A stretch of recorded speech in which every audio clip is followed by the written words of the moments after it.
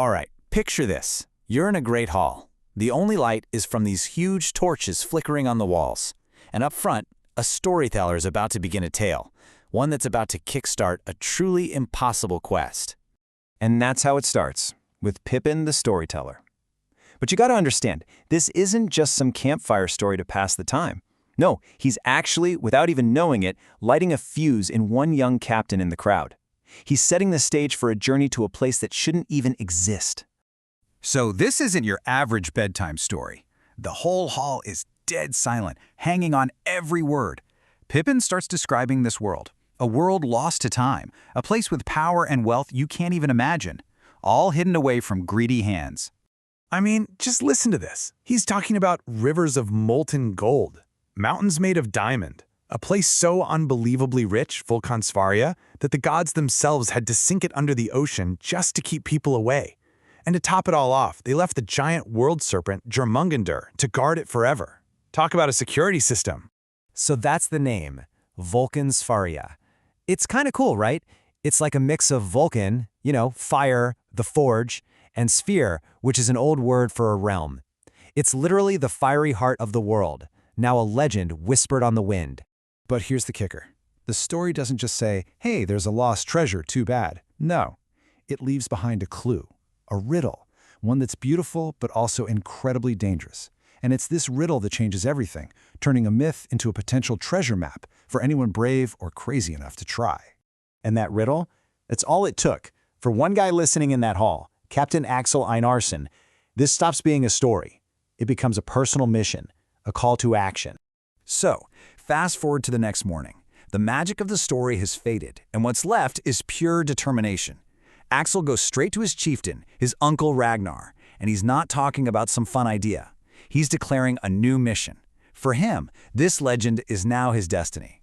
And how does that go over? Well, his uncle Ragnar pretty much laughs him out of the room. Are you crazy? That's a story for drunks. But Axel, he's ready for that.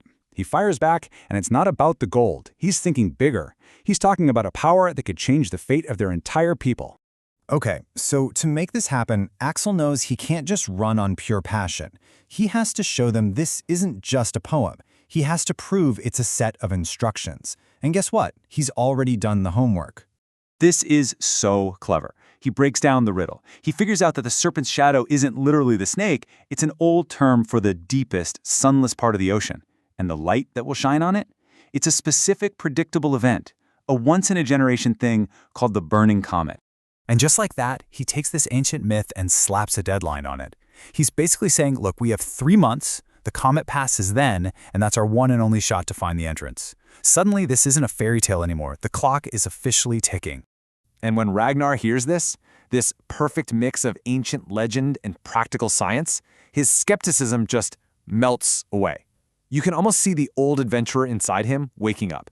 He goes from being the biggest doubter to being the first one to sign up for the crew.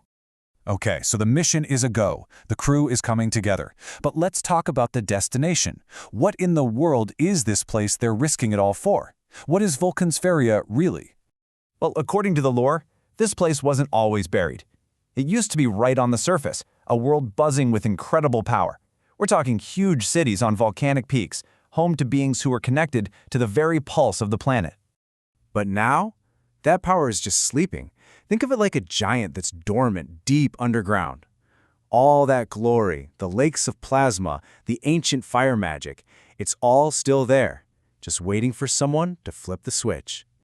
And let's be clear, they're not just going after piles of gold. The real prize is something way more valuable. It's basically lost tech. These things called sunstone shards, they're pieces of solid sunlight. With them, you could forge weapons that glow with light or call down fire for protection. For a people from the frozen north, that's not just an advantage, it's a total game changer. But, getting there is one thing. Surviving it, that's a whole different ballgame. And this is where we get to the core conflict for these warriors, who come from a world of ice and snow. Look at this mismatch. It's literally a clash of elements. Everything these guys know, how to sail, how to fight, how to survive, it's all about the cold sea and cold steel. So what good is any of that in a world of fire and magma? Their greatest asset, their longship, might just be a floating coffin down there. And, oh yeah, it's probably not empty. Remember those beings of immense power from the story? They might still be hanging around. We could be talking about ancient dwarven smiths who never left their forges, or maybe even elementals made of pure fire and smoke, guarding their home from the cold ones from the surface. So Axel has cracked the first half of the riddle. He knows the when and the where. But that last part, the most mysterious line of all, he's got nothing. The courage of the living is guided by the heart of the dead. What does that even mean? Is it an object, a ghost, a piece of lost knowledge? That's the real mystery, isn't it? And it's the one they'll have to solve not just to get to Vulkansfaria, but to make it out alive.